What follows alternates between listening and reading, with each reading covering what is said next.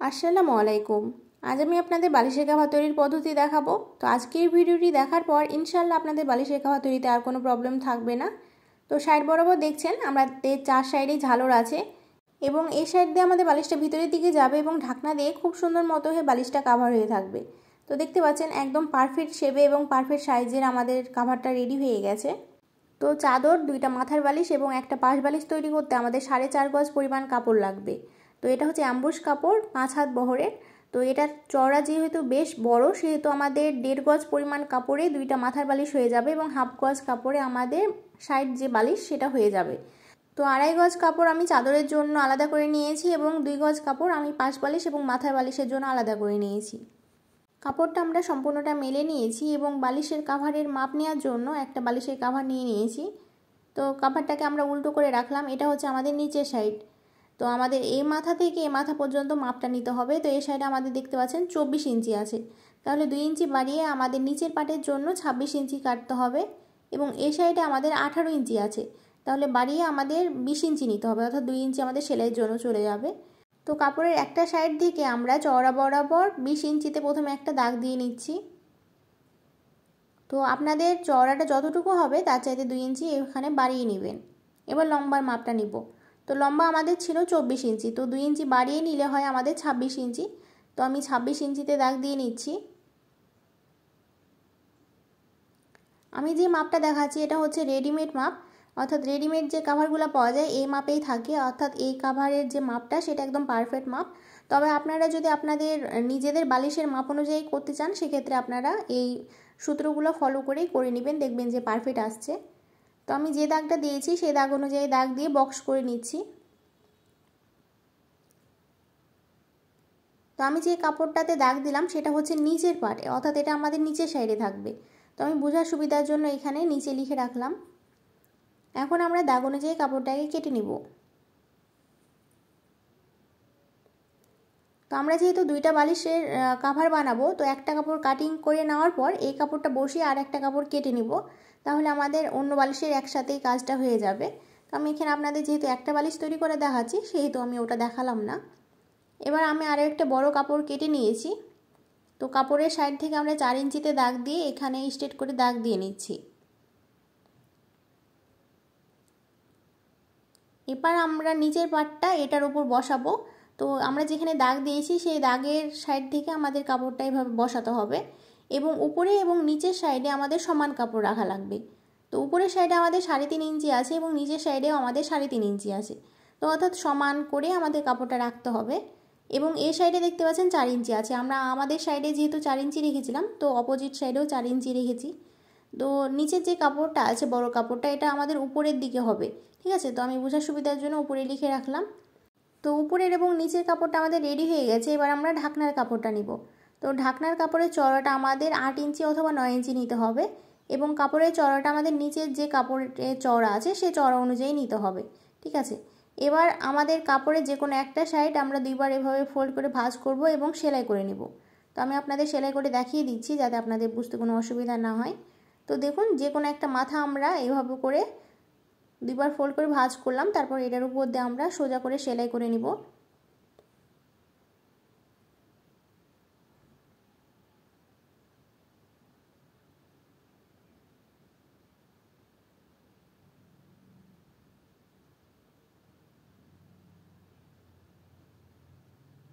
তো দেখুন ঢাকনার কাপড়ের একটা সাইড আমরা সেলাই করে নিয়েছি। এখন আমাদের চকের সাহায্যে নিচের কাপড়ের একদম সাইড দিয়ে দাগ দিয়ে আমাদের মার্ক করে নিতে হবে যে এটা আমাদের নিচের কাপড়ের মাপ। তো দেখুন আমি চকের সাহায্যে মাপটা দিয়ে নিচ্ছি।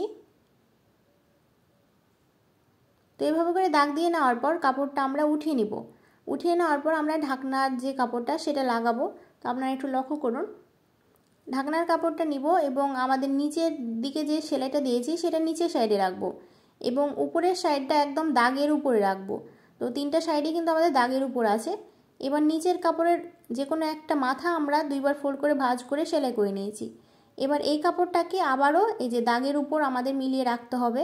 তো দেখতে পাচ্ছেন যে দাগটা দিয়েছিলাম সেই দাগের উপরেই রেখেছি।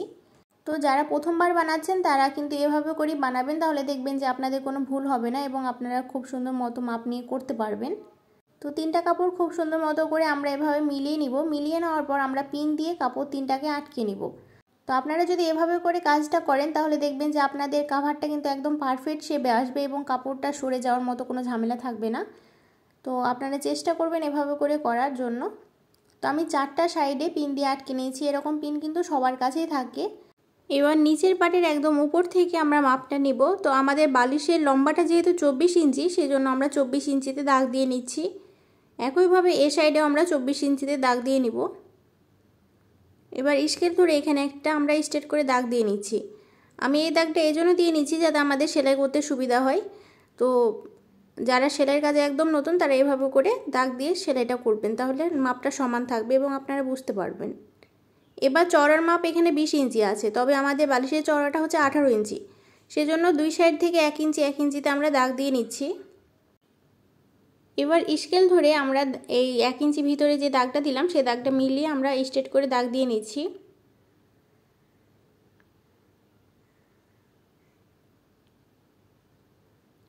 এখন আমরা সেলাই করব।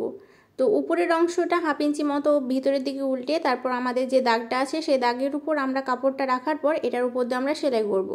তো আমি সেলাইটা আপনাদের মেশিনে দেখিয়ে দিচ্ছি যাতে আপনাদের বুঝতে অসুবিধা না হয় সেজন্য। তো উপরের দিকটা 1/2 ইঞ্চি করে উল্টে নিয়েছি। এবার আমরা এই যে নিচের যে পাটটা আছে সেই পাটের সাথে লাগিয়ে আমাদের এই কাপড়টা রাখতে হবে।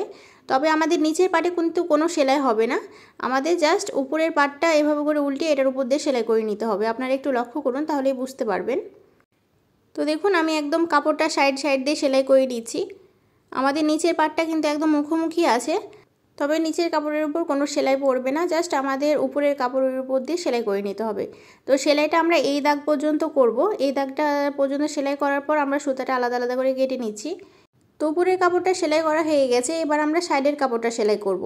তো সাইডের কাপড়টাও আমরা ভিতরের দিকে 1/2 ইঞ্চি উল্টালাম, তারপর কাপড়টাকে একদম দাগের উপর রাখলাম। তবে কোনাটা দেখুন, কোনাটা আমরা যেভাবে করে ভিতরের দিকে কোনা করে ভাঁজ করে দিব। তো তারপর এই কাপড়ের উপর দিয়ে আমরা সেলাই করব। তো আমাদের 4টা কোনা আছে, 4টা কোনা একইভাবে আমাদের সেলাই করতে হবে। আমি আপনাদের সেলাই করে দেখিয়ে দিচ্ছি যাতে আপনাদের বুঝতে কোনো অসুবিধা না হয়। তো দেখুন নিচের কোনাটাও কিন্তু আমাদের এই যেভাবে করে উল্টিয়ে সেলাই করতে হবে। তো চলুন আমি মেশিনে আপনাদের সেলাইটা করে দেখিয়ে দিচ্ছি।